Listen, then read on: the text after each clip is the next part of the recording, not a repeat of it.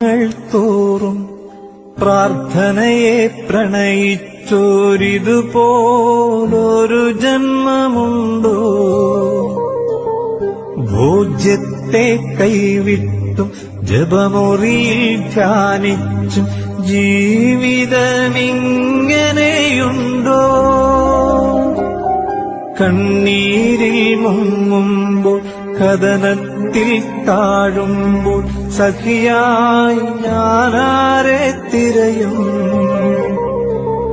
കാറ്റന്റെ തോണി പകയോടടുക്കുമ്പോൾ തുഴയെറിയാനാ പുണ്യതാതൻ.